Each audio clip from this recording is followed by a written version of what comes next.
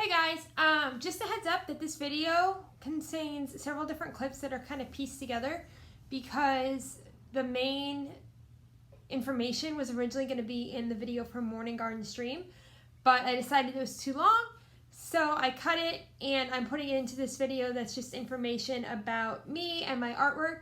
So just bear with me if there's a few areas where it gets kind of clippy and kind of cutty. And if I mention Morning Garden Stream a lot, it's because it was originally planned for that video. I just didn't want to re-record because I had said so much. So I hope you enjoy this, and I hope you guys learned something new, and thanks for watching. I'm going to start by talking to you guys a little bit about my inspiration. And I'm going to go ahead and put some images up on the screen as I'm talking, so that way you guys can kind of understand where I'm coming from and where my ideas come from.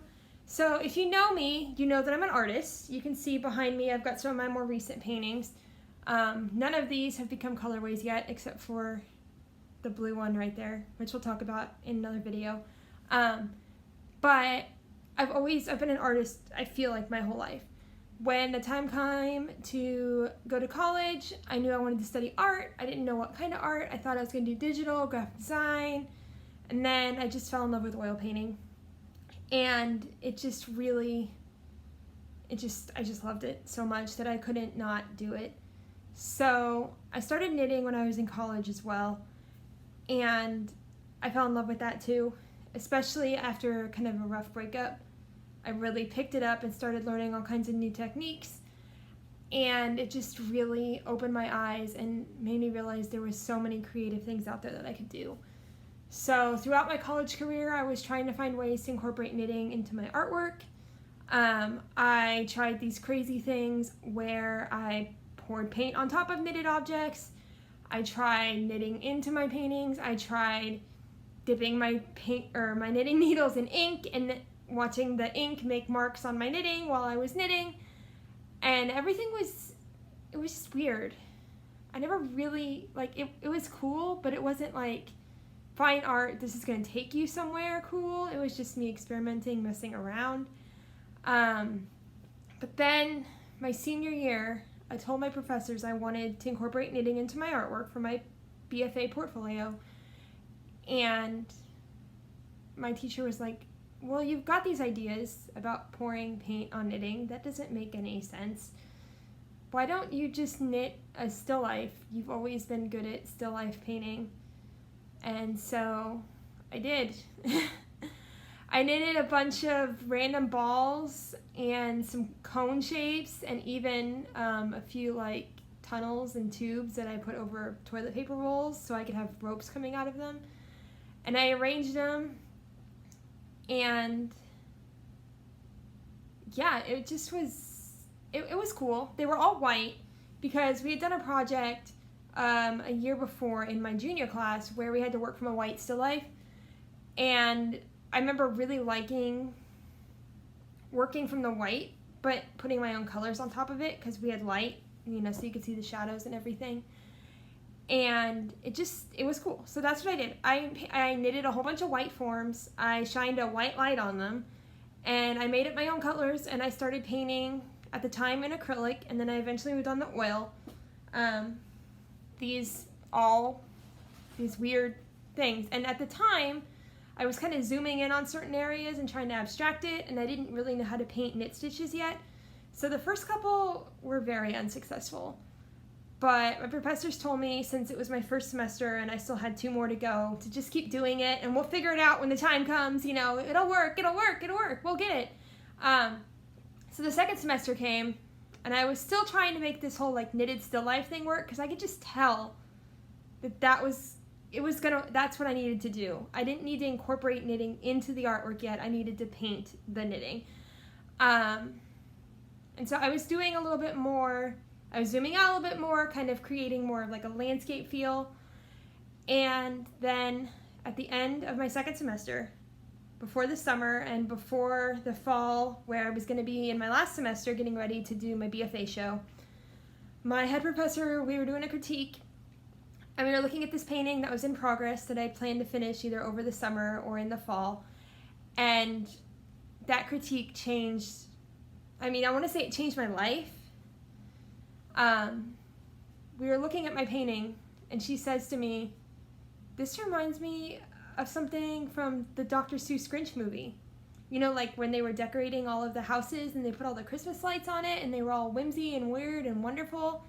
And I just kind of like, you're kind of right. That's really cool. And she's like, yeah, maybe you should start doing more of those type things. Like, I think that's really working for you. And I'm like, well, you know, I really like Disney and Disney movies and cartoons and animation. Because I did. For a while, I thought I actually wanted to work for Disney. Like, I was going to get my painting degree, but then I was going to go to grad school for illustration and end up working at Disney. Like, that was the plan. Didn't happen, obviously. But she says to me, she's like, watch Disney movies, sketch Disney movies, look at Disney books, look at cartoons, find inspiration there. And it just clicked. Something just clicked. I was like, I don't need to be making these completely up from my head. I don't need to be weirdly arranging these in a way that isn't working. I need to take what is working for other people and put it into my own art. So I spent that whole summer, this was in 2013. And that was also the year Frozen came out in November. Just prefacing that, because the summer led up to that too. I spent that whole summer, I made it my goal, because I was so excited for Frozen, because it was going to be such a great movie. Not. I spent that whole summer watching every Disney animated feature in order from Snow White to, at the time, Wreck-It Ralph, which was the movie that came out before Frozen. The goal was to finish Wreck-It Ralph before Frozen, so then I could go see Frozen. And I made it happen.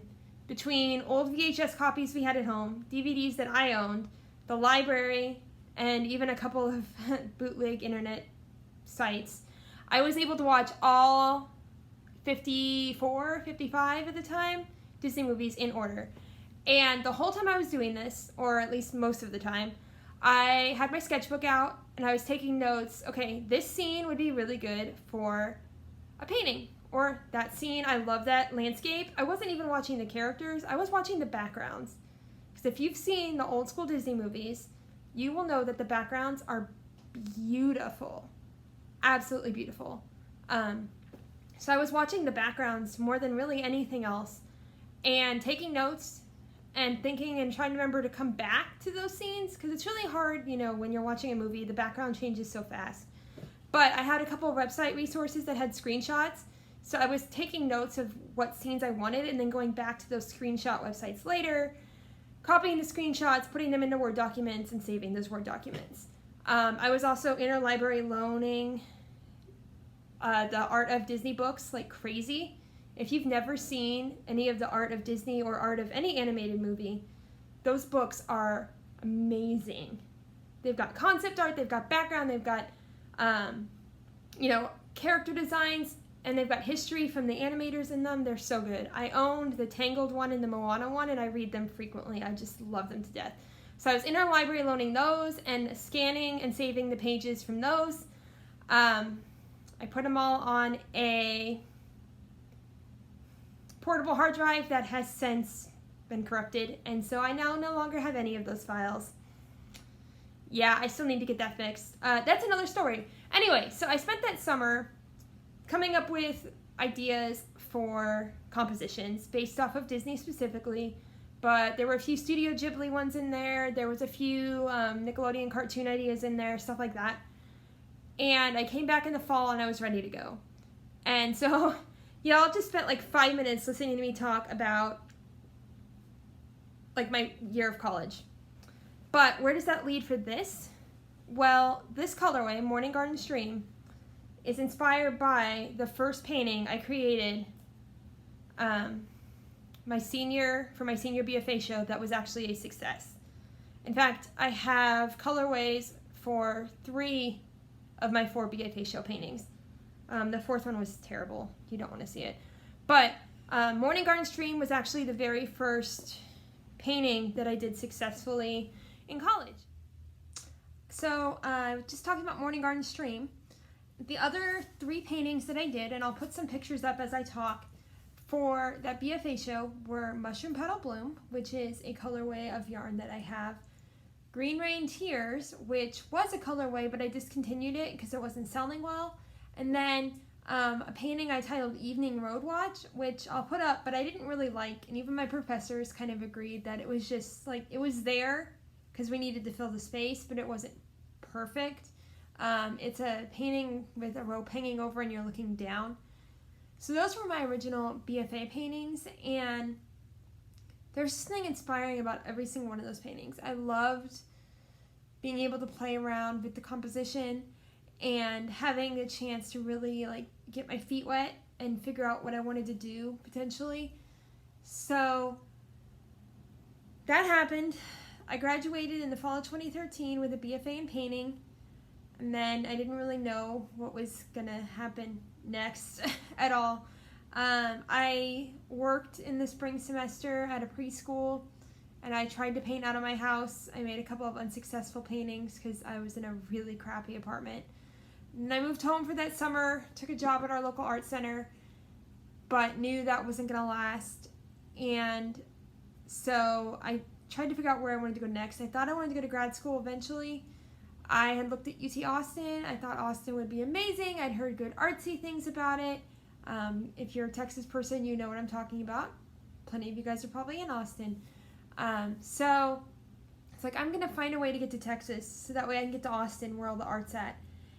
And I applied for a residency in Navasota, which was a town I had never heard of, outside of another town I had never heard of but probably should have, which was College Station, because my school used to play Texas A&M in football before the Big 12 broke. Still, had never heard of College Station. Applied, was really, really anxious, was hoping I would get it, but didn't think I would get it. And lo and behold, I got it. So I packed up all my stuff September 2014, moved into the Horlock House in Navasota, made art there for a year, decided I liked Bryan, ended up in Bryan, Texas, and the rest is history. Y'all have pretty much heard my backstory in terms of like the development of my paintings, that I'm not gonna go into major detail about anything that happened after graduation besides, you know, me moving to Texas.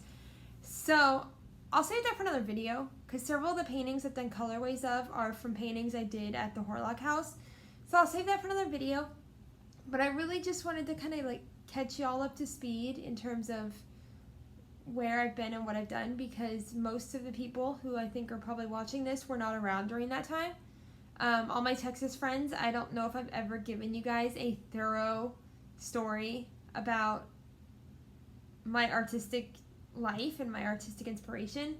So I just really hope that you guys enjoyed this. I'm sorry it was a little choppy. I didn't really know what I was doing with this video, but I hope you guys learned something and that you're inspired by my story and you're inspired to find out a little bit more about my different colors as I post these videos. And I just hope that y'all have a great day. Have a great day.